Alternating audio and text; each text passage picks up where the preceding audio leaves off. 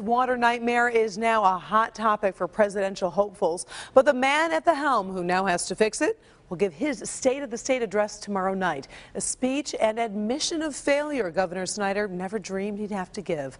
Mara McDonald is live in Flint tonight with what we can expect to hear. Mara.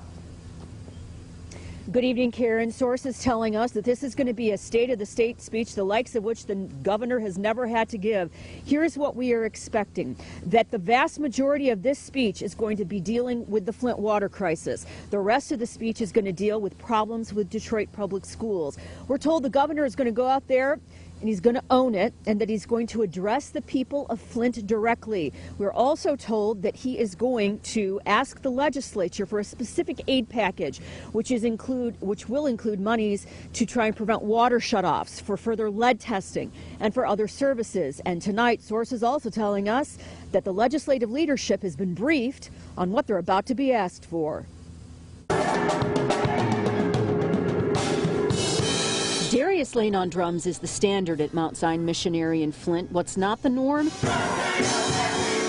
Seeing his beloved church fill in as an emergency water pickup station. When it's starting to happen, it's a shock, because you've trusted people, you've put people in these positions to do their job. There's no trust anymore, whether it's MDEQ, EPA, local officials, and most certainly the governor. How worried are you about your baby? Very. Thankfully, Darius Jr. has already tested low for lead. I'm blessed and thankful enough to know that my child is okay at this point. The Lanes have gotten over that health hurdle. Now it's just the daily grind of getting clean water into the house. They want to know when this will end and are likely going to the governor's State of the State address tomorrow night to find out. I don't feel like there's anything good he can say.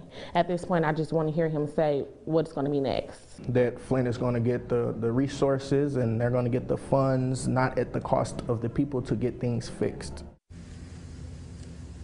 Back here live, a lot has been made about whether the governor is going to release his emails about the Flint water crisis. Realize the governor doesn't have to. He's immune from Freedom of Information Act requests. Sources are telling us that the governor is going to deal with that issue tomorrow night head on, and in what we're being told is a transparent manner. Translation, he's probably going to release all those emails. We're live in Flint tonight. Mara McDonald, Local 4. Some interesting developments. Thank you, Mara.